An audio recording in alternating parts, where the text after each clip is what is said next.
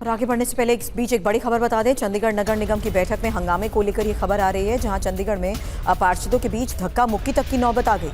ये देखिए तस्वीर सामने आई है, जहां ये पार्षद हैं जो धक्का मुक्की कर रहे हैं और ये चंडीगढ़ नगर निगम की बैठक के दौरान हंगामे की तस्वीरें सामने आई हैं।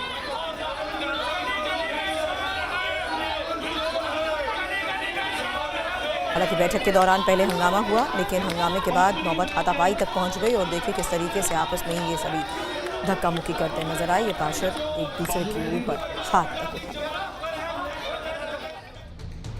और अब भोपाल के जहांगीराबाद में बवाल को लेकर खबर है। दो समुदाय के विवाद के बाद हुए पथराव की तस्वीरें सामने आई हैं। आपको बता दें, हाथ में तलवार लेकर उपद्रवी नजर आए। ये देखिए तस्वीर भोपाल के जहांगीराबाद की, ये तस्वीर जहां पर हालात को काबू में करना मुश्किल हो गया, क्योंकि बीच सड़क पर दो समुदाय के विवाद के बाद पथराव की तस्वीरें सामने आई। लेकिन इतना ही नहीं, कुछ लोग तो हाथों में तलवार लेकर निकल आए। हालांकि यहां पर मौके पर पहुंची पुलिस हालात पर काबू करने की कोशिश कर रही थी। स्थिति अभी भी तनावपूर्ण बनी हुई है, लेकिन फिलहाल शुरुआती जांच में यह पता लग पाया है कि किस तरीके से दो समुदाय के लोगों के बीच में यह विवाद था और हंगामा इस कदर बढ़ गया कि एक दूसरे के ऊपर पथराव शुरू कर दिया। और पथराव के बीच ये चौंकाने वाली वो तस्वीरें सामने आई, जिसमें साफ नजर आ रहा है कि सड़क के बीचों बीच एक तरफ जहां दूसरी तरफ से पथराव हो रहा है, तो कुछ उपद्रवी अपने हाथ में तलवार लहराते हुए भी नजर आए।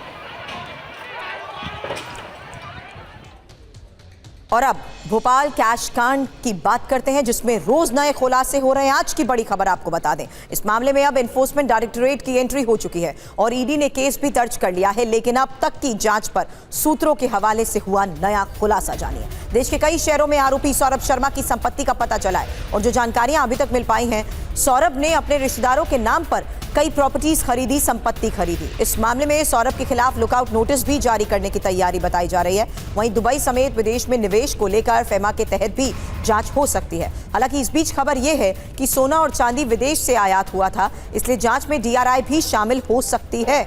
तो लगातार इस पूरे मामले की इन्वेस्टिगेशन का दायरा जिस तरीके से बढ़ रहा है, भोपाल कैश कांड को लेकर नया खुलासा जानिए, क्योंकि पहला खुलासा ये कि आरोपी सौरभ शर्मा करीब 300 करोड़ की संपत्ति का मालिक है।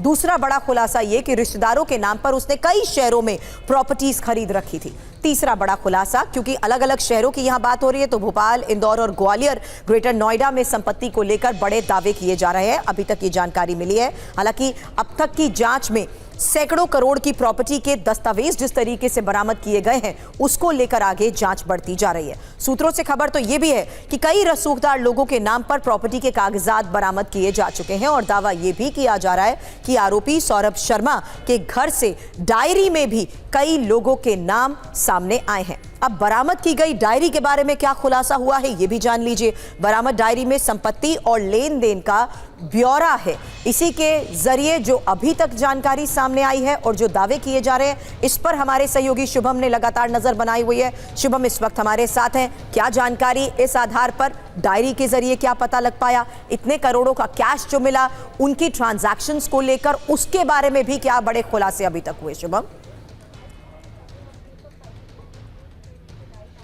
देखिए सुरभि, लगातार चूंकि 3 एजेंसीज, अब ईडी, इनकम टैक्स और लोकायुक्त, तीनों ही विभाग इसकी जांच पड़ताल कर रहे हैं। चूंकि सौरभ को लेकर ये जानकारी है कि वो दुबई भाग चुका है, लिहाजा अब इनकम टैक्स विभाग विदेश मंत्रालय को बोलेगा और उसके बाद लुकआउट नोटिस भी इससे लेकर जारी होगा। मगर जो डायरी हाथ में लगी है, जो दस्तावेज हाथ में लगे हैं, उसको लेकर जाँच पड़ताल जारी है।